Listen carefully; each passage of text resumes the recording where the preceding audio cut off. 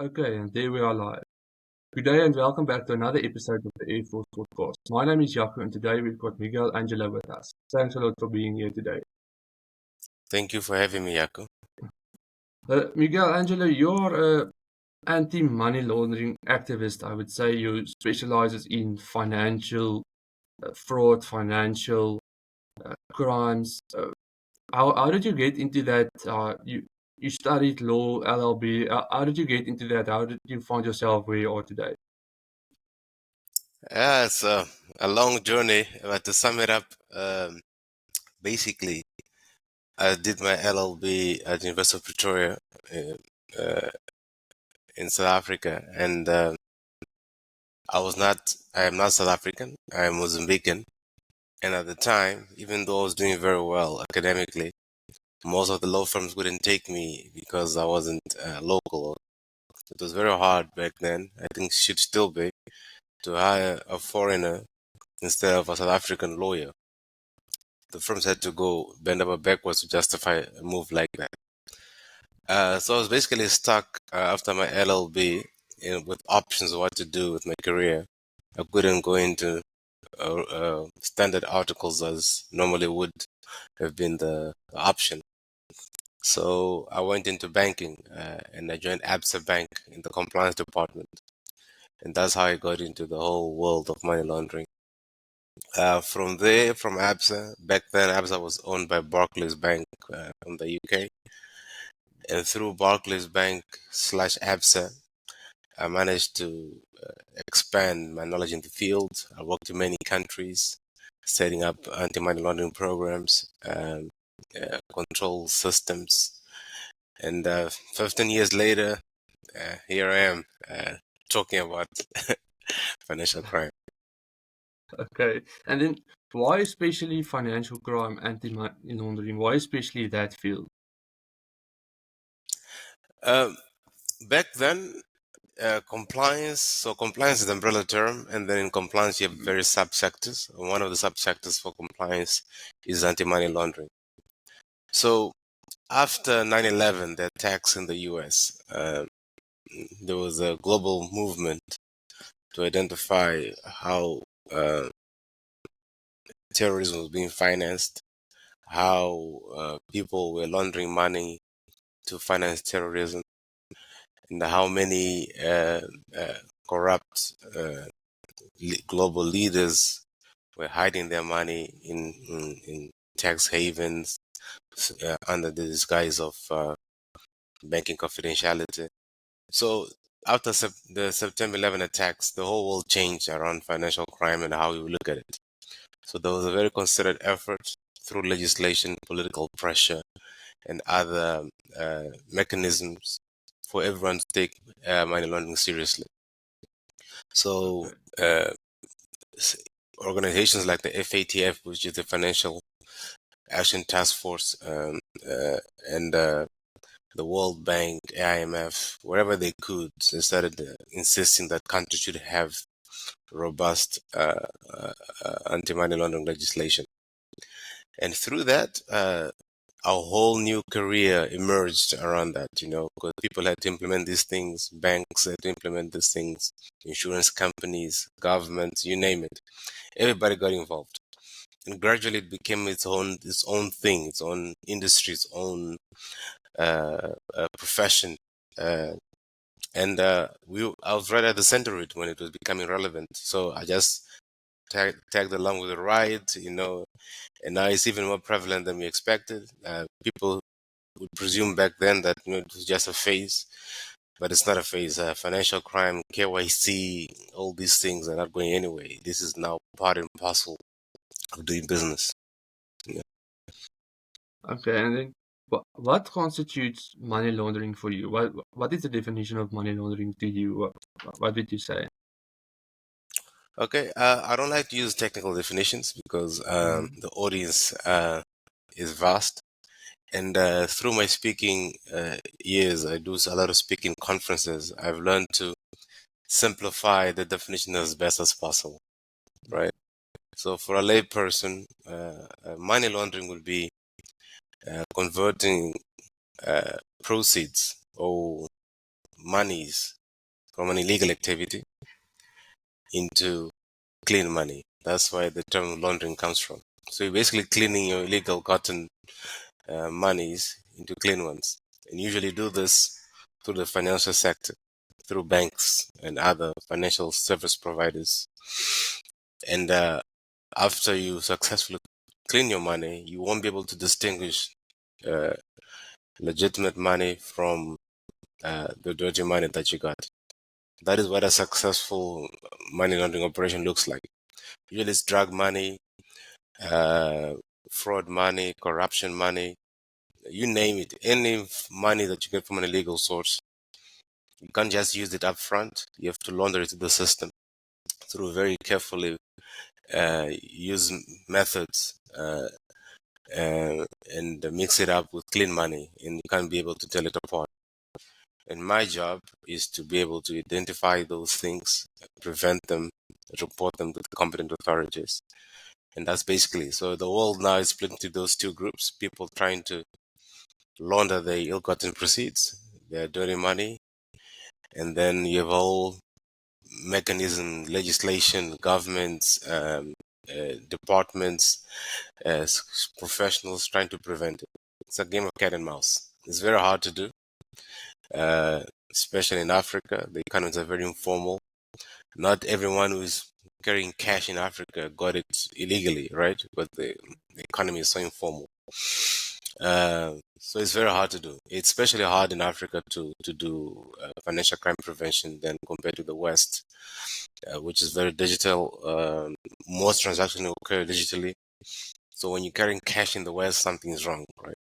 But down here, cash is king, cash is normal. So it's very, very hard to distinguish the good from the bad. Okay, and then the money that is now cleaned or being cleaned, as you said, is the taxation is also applicable on that money then, or is there a way that those people can kind of evade the tax as well? Yeah, so money laundering and tax evasion are related, but they're not the same thing. They're Mhm. different types of crime. So you can get legitimate money, right? You can get legitimate income, not from crime, and still try to evade taxes on that clean money, right? Mm. So they're usually distinguishable offenses. But if you do evade taxes, it is a crime.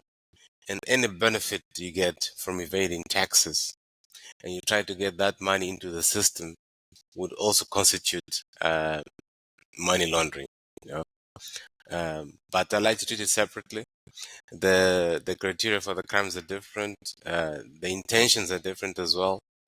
Um, and we have to also distinguish between tax avoidance and tax evasion, which are two different things. Tax avoidance is perfectly legal. You can set up your company or your personal circumstances to pay as little tax as possible. There's nothing wrong with that. It can be frowned upon when people say like Amazon doesn't pay any taxes, Apple doesn't pay taxes, even though they make billions of dollars, But that's just, taking advantage of loopholes in the legislation and set up a company that's tax efficient. There's nothing illegal about that. Now, and that's tax avoidance. Tax evasion is that when you have a legal duty to pay taxes and you don't pay and you try to get away with it, and that is in itself that is a crime. And then you have money laundering, which is also financial crime, and usually the money that's used to launder money doesn't pay any taxes. So these are related crimes, but they are distinguishable offenses under the law. And they do walk hand in hand. So that is a very good question. Okay, and then you mentioned the age-old saying, "Cash is king," and there's a lot of talk these days about going digital, only using digital currencies, no more physical cash in your pocket, in your hand. What's your take on that? And not especially with money laundering, but for the overall well-being of the individuals that needs the money, the overall people, the middle class people, the normal people. Uh, you know, everything that's any technological advancement comes good and bad things. And going digital, the advantages, things are much easier to do. You have records for everything. You don't even need to have physical receipts for purchasing something because everything is recorded. You can always go back to a transaction you did years ago and claim back. You don't have to carry paper. It's easier to store your purchasing power. So that is one major advantage of going digital. On the flip side, like anything, you surrender a lot of control. Everything you do is on record, And as a libertarian myself, I prefer people to be as free as possible to do what they want within the laws, obviously. So the idea that a government can control every purchase you make, can be abused, by if people have ulterior motives. And right now, one of the benefits of cash is that you can actually purchase something privately without anybody knowing about it. But once you go digital, everything you do is recorded somewhere. You got to think about it as a person. Do you want everything that you do to be on record? To what extent do you want that to be? So it really goes both ways. Overall, I think it's a positive. For starters, it makes my job much easier as a financial crime professional. If everybody were digital, my life would be much easier. But I'm thinking more socially, in general. To what extent do we want everything we do to be recorded and accessible by governing entities? What level of freedom should we have, if any? So there must be a balancing act there. We'll have to see, but everything indicates that we're going to be going digital eventually. I think it's inevitable. Okay, and then how has this new, well, it's not new anymore, but cryptocurrencies and the blockchain, how has that impacted the work you are doing, and how will that impact going forward into a digital currency or digital currency using a digital rand or using everything on a Yeah. blockchain? Yeah, so we must distinguish the blockchain from the crypto. So blockchain as a Mhm. technology is a very good technology. It can be used for a lot of things besides crypto. It is a very good system very secure to secure transactions. And then crypto, uh, you know, any currency is based on faith. You know, the money we use right now, our fiat currency, is really based on that the fact that we believe in it. The money is not pegged to the gold. Money is just paper that you and I decide that's worth something. So if you can decide that paper is worth something, you can decide that crypto is worth something. So the currency success really depends on whether or not people believe in it. And the major differences between crypto and fiat currency is that it's not pegged to a centralized government. The fear that governments have around crypto is that they can't control it. In the end, it's all about control. Um, that's it. For money laundering professionals, crypto is a nightmare because it's so anonymous. You don't know who's paid what to whom and for what reason. And the fact that it's not centralized, you don't have access to many records. So it's a very useful tool for people that are selling illegal stuff to use as a currency because there's no trace to whom the money has been made to. We're still learning about crypto. I wouldn't venture to call myself an expert in crypto. There's still a lot of learning about it.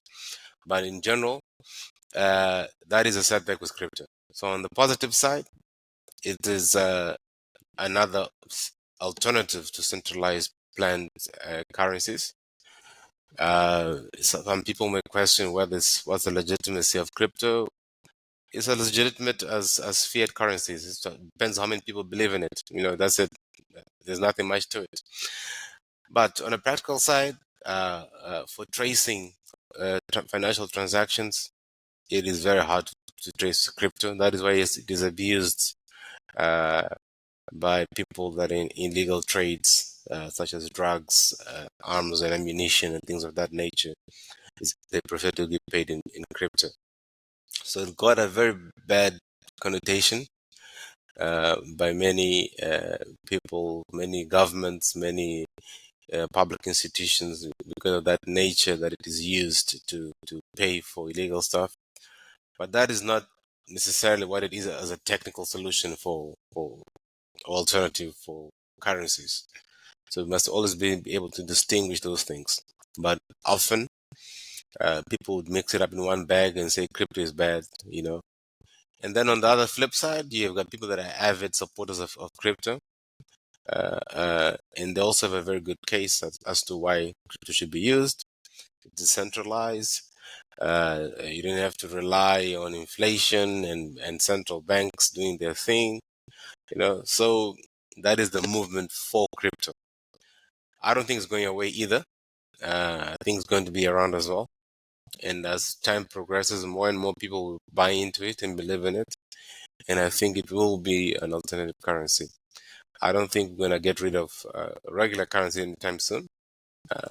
But, you know, if you look at 50 years from now, I think crypto will be a reality. Okay, and then we're talking about the crypto side as well now. How would blockchain be used? And I would say really not on a coin like a Bitcoin or a Ripple coin or something like that. How would only the blockchain be used in using it for financial transactions or using it as an audit trail? What did you say? How do you approach that? Uh, Without getting techy, because that's my area, Okay. blockchain is a way of validating transactions.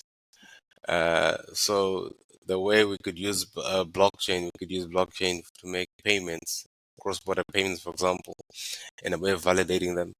Right now, we use a lot of paper to be able to validate transactions, and blockchain could be a good alternative to do that securely. You know, it is very hard to breach the way the blockchain process is structured. So my understanding of it, and I'm still learning about blockchain, it is my next area of curiosity, you know, and how best we can use blockchain in many conventional transactions. So it would avoid things like fraud and falsification of transactions. It would make the life of fraudsters a nightmare if you use blockchain to validate transactions. You know? So it is something I'm still learning, and how we can maximize blockchain in financial transactions. Okay. And then there's a lot of talk about whistleblowers as well. People coming forward to talk about businesses or other people that um, is busy with some things that is frowned upon, some things that is not compliant. What's your take on that? Do you think all the whistleblowers everywhere should come out, or potential people should come out? Because there's also a risk on their lives. They suffer risk. They have all of these things on their shoulders. What would you say about that? Yeah, whistleblowing is a tricky one. So first things first, we have to distinguish between South Africa and the rest of Africa. So South Africa has very specific whistleblowing legislation.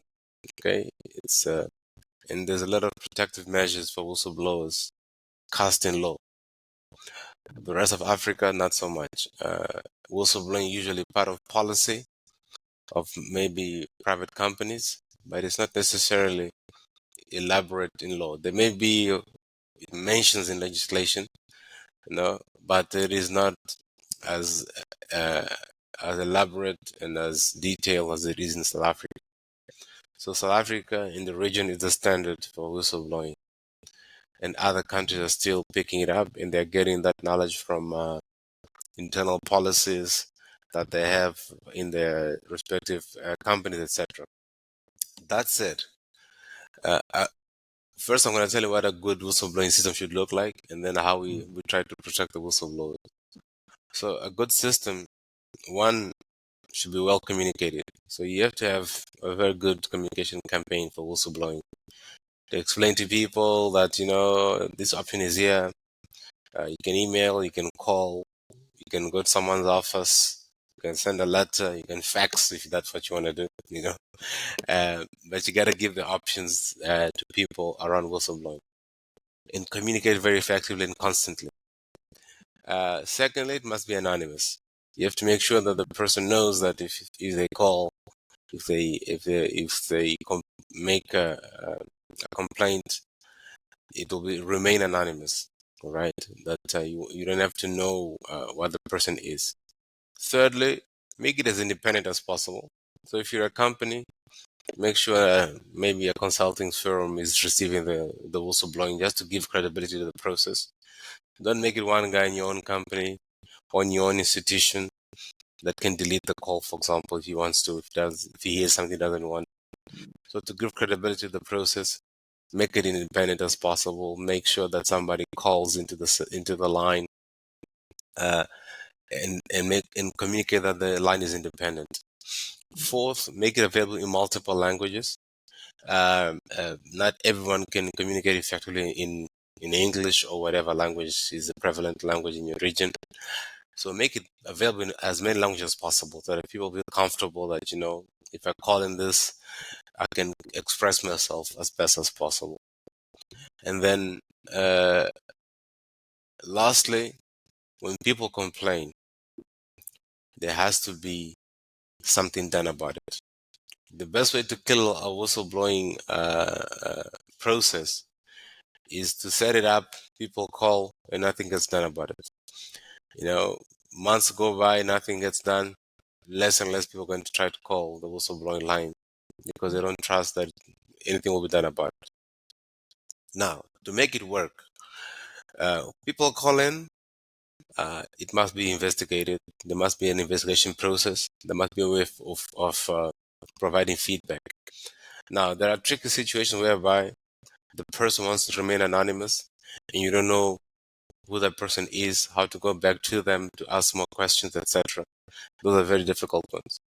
So whenever possible, it is best to have the contact for that person to give credence to an investigation.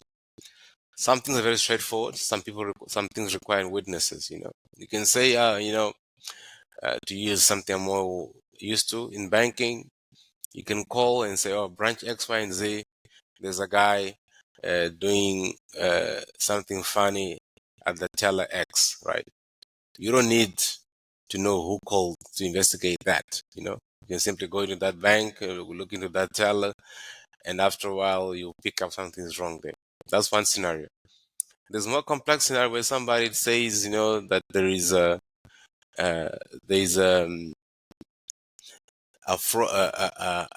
cash smuggling mechanism happening in Durban.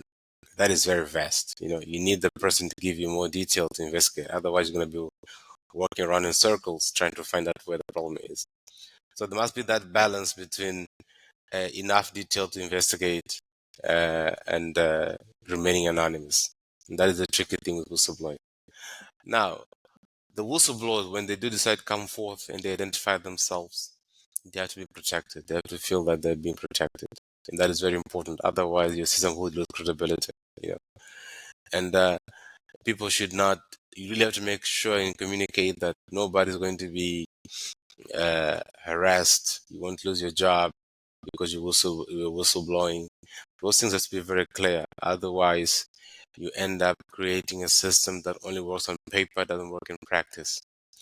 And depending on the circumstance of whether it's criminal charges or simply civil charges involved, the level of protection will vary.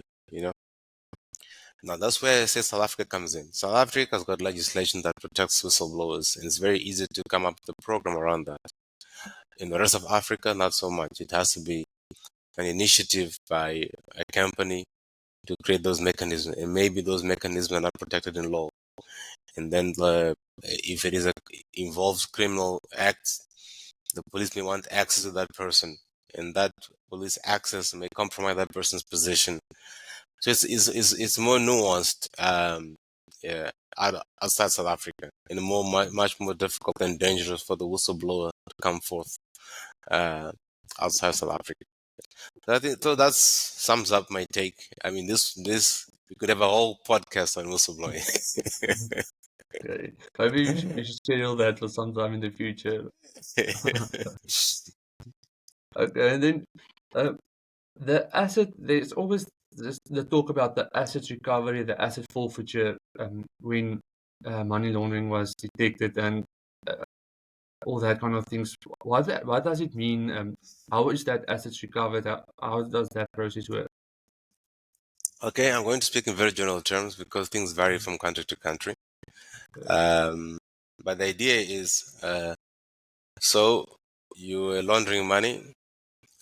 We find out that you have 100 million worth of assets uh, of ill-gotten through crime, right?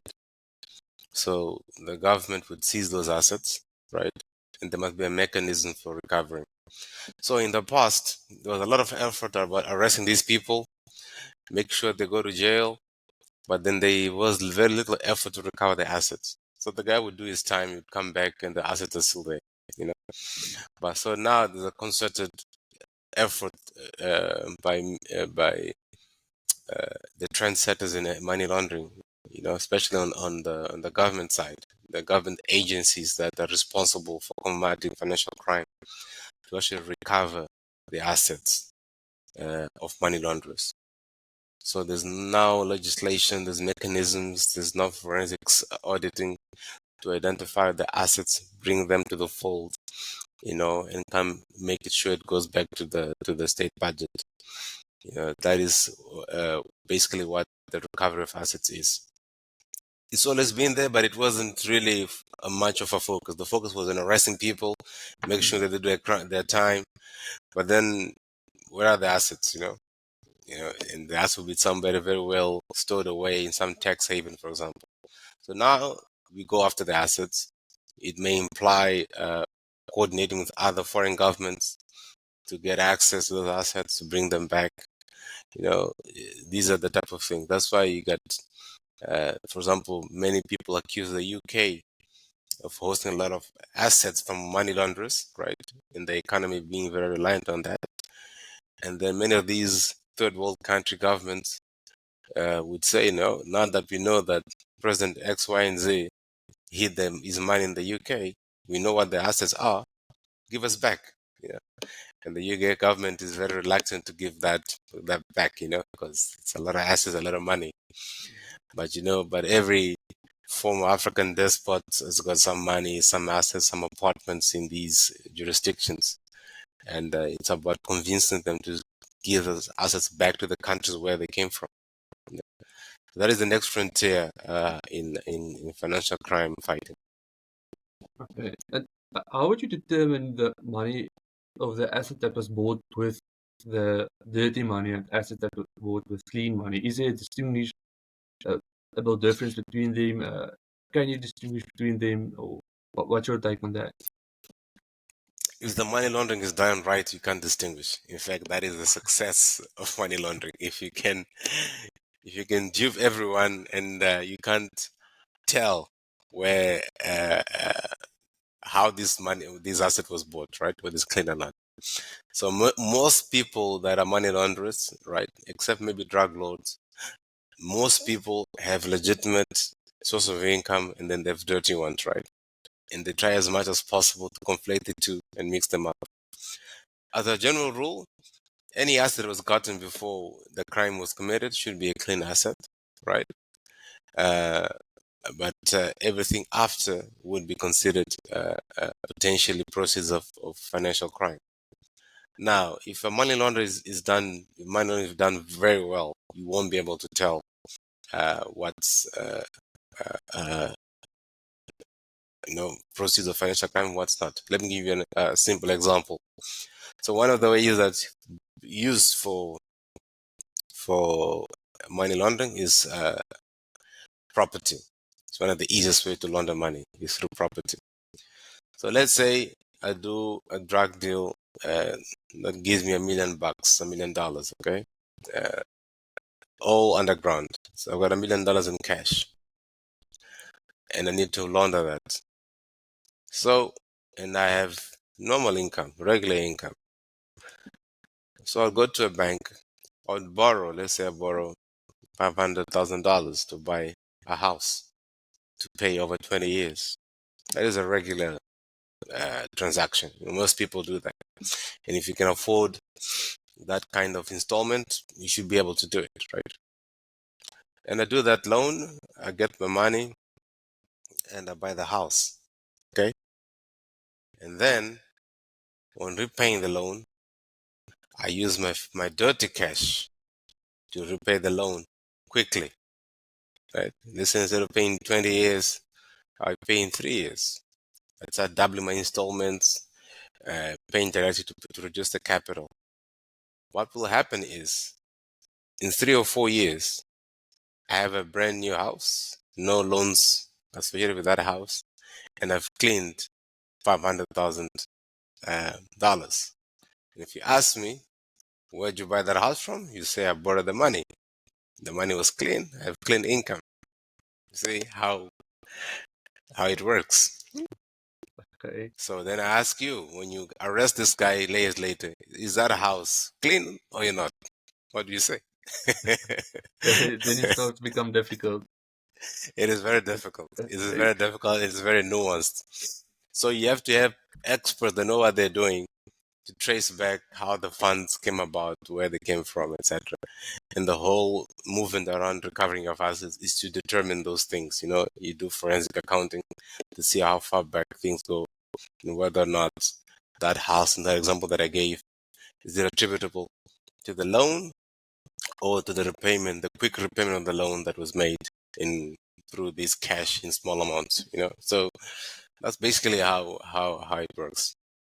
Okay, and then you cannot physically go with the cash in hand to the bank to repay the loan every month or every 2 months, or do people do that? Do they take a briefcase with the money and they go pay it, or how do they get that money into the system then in order to be able to repay that loan? Or That's because when you go with a briefcase, there would obviously some people would ask some questions, or what do you think? Or what do you do? Yeah, not anymore. I think in the last 10 years, you can't do that anymore. There was a time where people used to do that. They would take a briefcase of money and put it in the bank, and nobody would ask questions, right? But I would say in the last 10 years, that's almost impossible. Nobody tries to launder money that way anymore. Okay.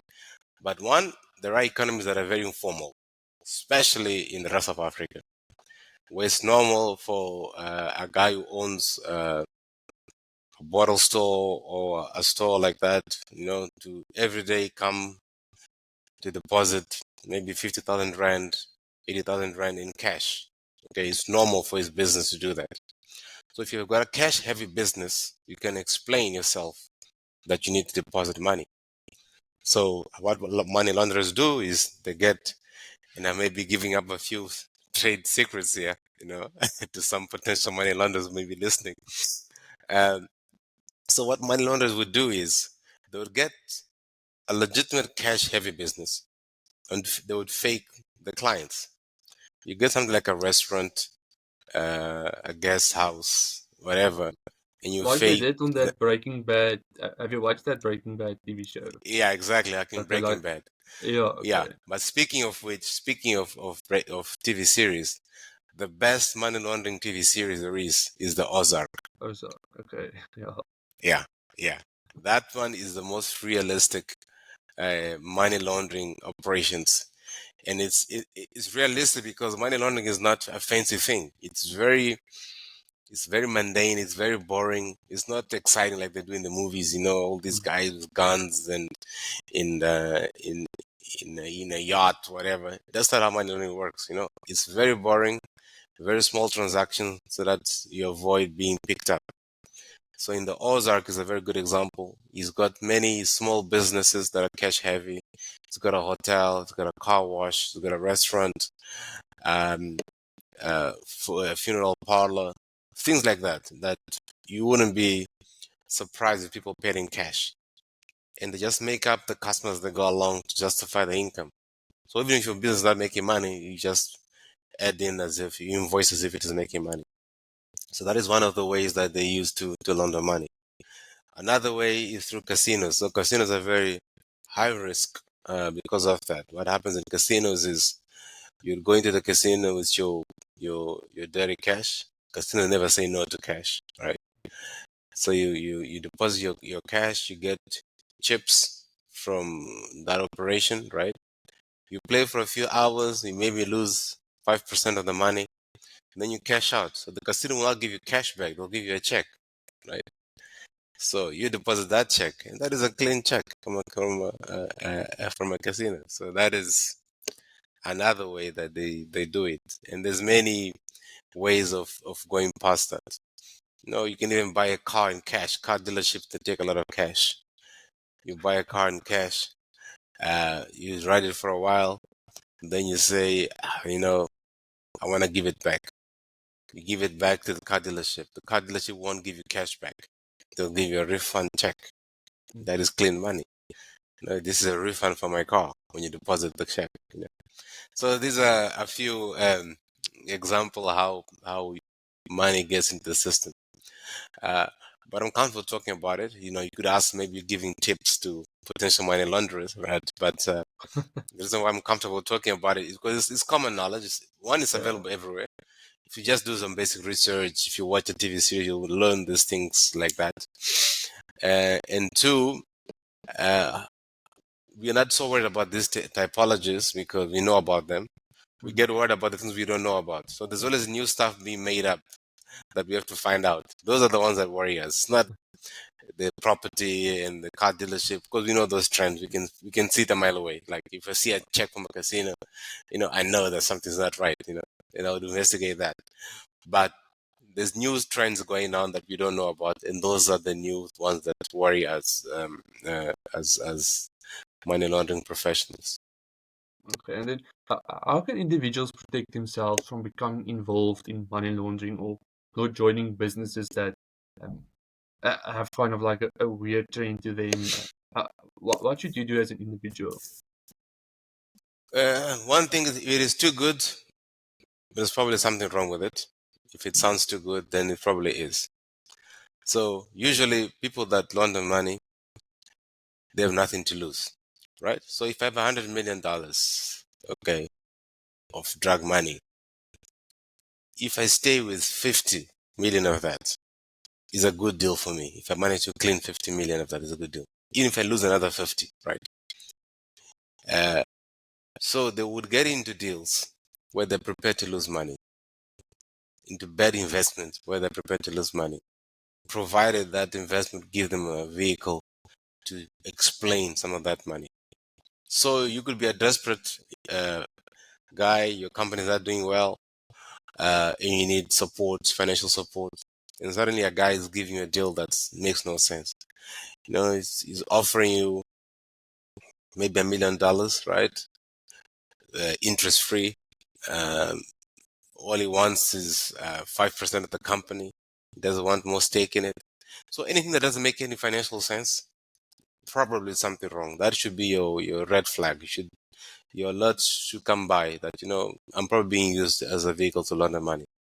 Especially people from outside your country. Like you get these foreign investors trying to invest in a project that makes no sense. It's often just trying to get the money out into something, even if they lose some of it, at least a good chunk will come back as clean money.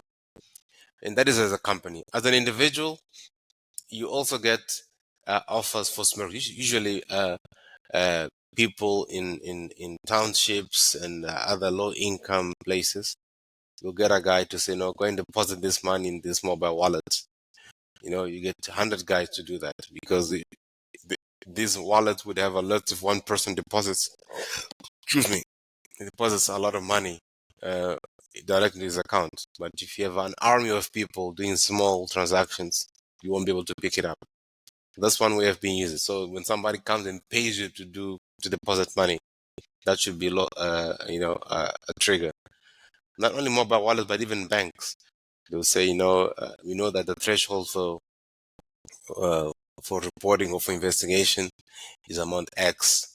If I deposit below that, it won't be an alert. So I get a lot of people to deposit below that. In scheduled times, you get 100 people to deposit maybe 5,000 rand, or even a round figure would be an alarm. So they'll go 498,000 rand, 0.99 every day during a whole month, and an army of people. Next thing you know, You got a lot of money into the system as legitimate deposits. So those are the ways people could avoid being used as potential pawns for money laundering. The bigger risk, usually the people that approach to deposit money, they know something's wrong, but they need a buck, so they'll do it. Yeah, I need to make some money. So somebody's offering me 100 rand to deposit 200, and why not? So whatever, you know. But the bigger risk is in companies and project investments and project finance and things of that nature that don't make any financial sense. Usually, financial sense is not a criteria used by money launderers to invest. They just need a vehicle to pass their money through to explain a way that this is where my money comes from. Great. And will you share some of your success stories or a story of success where you have figured something out, traced something? If you'd like to, I would really like to know about some success that you've had, something that you've struggled with and eventually clicked and you got it. We have many practical cases of money laundering, right? Where we identify things, we investigate and we report. Over the years, I've worked with many banks and we picked up many funny things, right? The problem is not picking it up. The challenge tends to be, getting the person to be tried in court and condemned of money laundering, because that is a bigger challenge. It's very hard to prove money laundering in court, right? So, as a financial crime professional, what we do, we investigate suspicious transactions, things that don't make any sense, and the potential for money laundering. And we have to report that to the authorities, and the authorities have to investigate further to make a compelling legal case. And then the prosecutors would trial that case accordingly. And that whole cycle takes a while and can be frustrating when you know that this guy is laundering money for sure, but they still walk around free because the whole process has to follow that diligence, and sometimes the evidence is not there. And in criminal proceeding, you have to prove beyond reasonable doubt. And if I can doubt the system that maybe some of my proceeds are clean, then I have no case. So our biggest challenge in practice has been that, we investigate many scenarios. I explained to you a few of the scenarios of casinos. One thing that people don't know about is NGOs. So NGOs are big for money laundering. Okay, the grants that they get are not always from legitimate sources. So you get an NGO that comes into a country, especially an impoverished country, with a good social program, but the money that is financing those initiatives can be dirty money, right? And you have to investigate what the source is, where the money comes from. And it takes a while to investigate. And then you report these NGOs, and then the authorities now have to go and investigate further from a criminal perspective, and usually they get stuck. It's very hard to prove. And often they don't have jurisdiction to the country where the money comes from, and they have to ask to access those things. And that access can take forever or may not even be granted. So this combination makes the job very frustrating, in the sense that the number of reports that are made about potential money launderers versus what is actually converted into sentencing for financial crime is very reduced.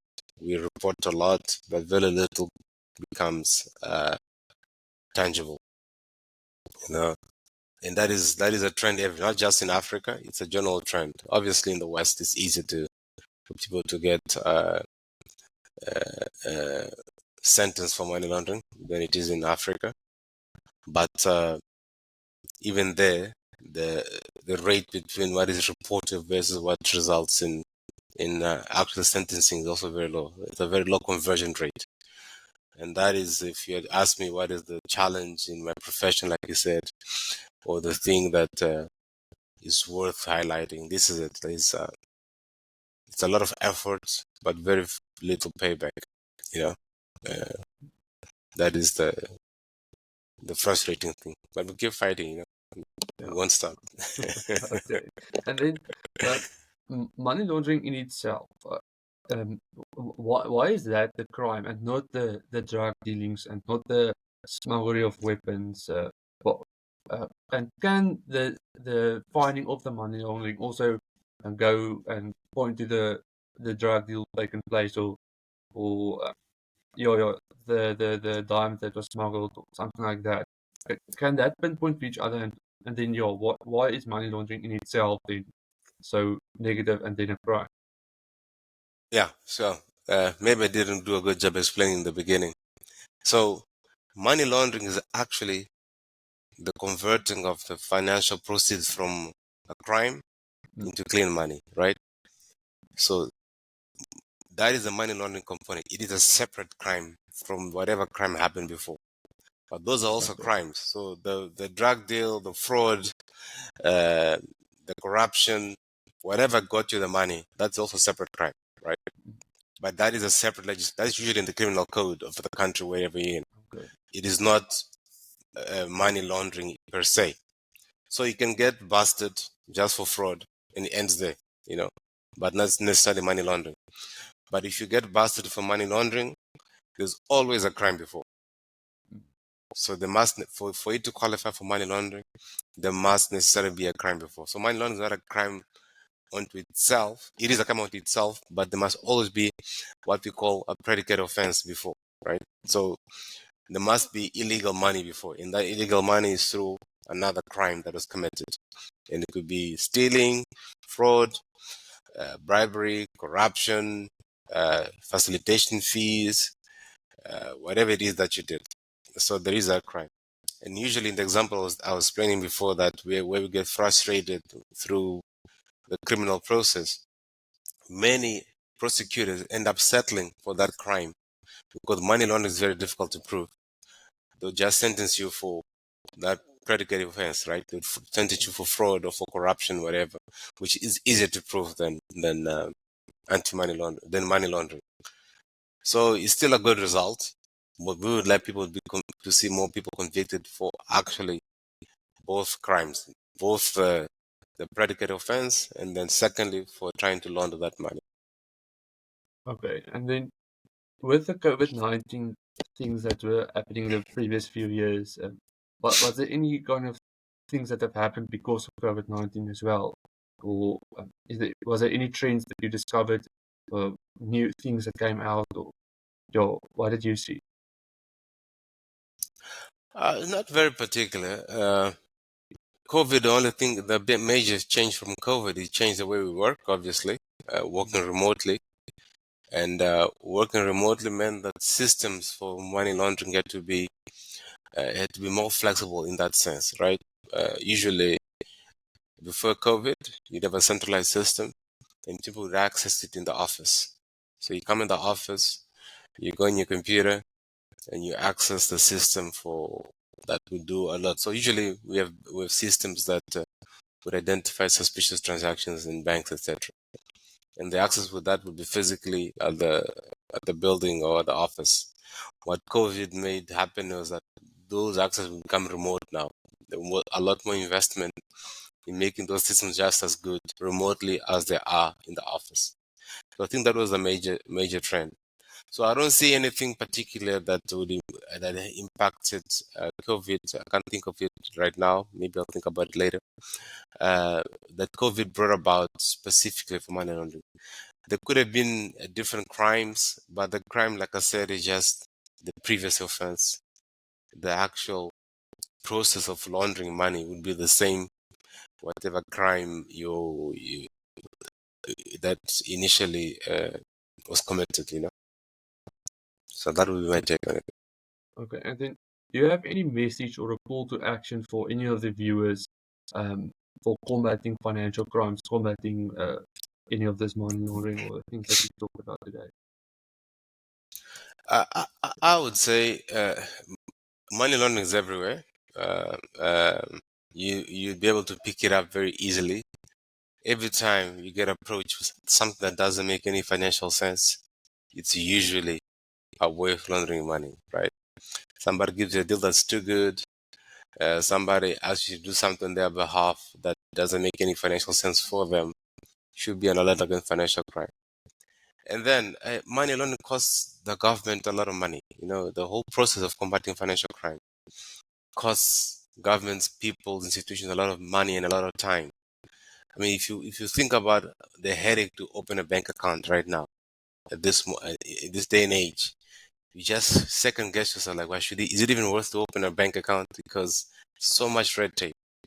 And that is the product of money laundering. If there weren't money launderers in the world, it would be much easier for us to open a bank account.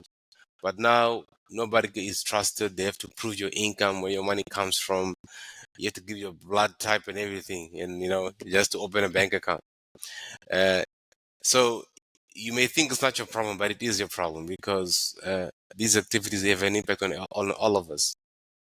Now banking has become so much difficult because of money launderers. Because everything you want to do, even if it's legitimate, right? People have to check and double check. You have to justify yourself for every other thing. If you get some money, you get a big transaction, you have to explain everything.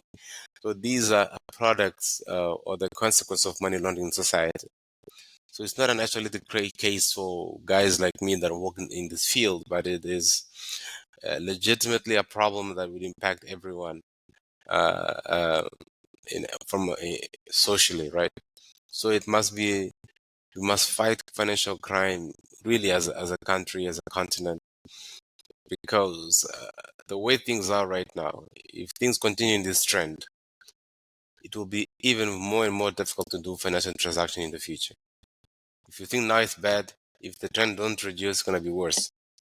You wanna send your kid money somewhere, you have to explain it. You wanna purchase something online, you'll have to explain if it is above a certain threshold. Card limits are gonna be more evasive. So your life will be more difficult. Your liberties and freedom will be reduced the more financial crime legislation we have, and the more we're gonna have more legislation. If we cannot show a positive trend that these things are slowing down, and right now the things are increasing. So it must be a joint effort, because it's got a very big impact on society. It is not reduce the financial crime sector.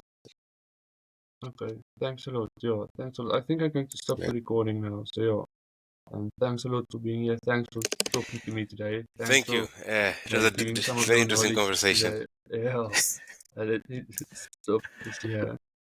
And then yeah, yes, Thanks. thanks a lot. Thanks.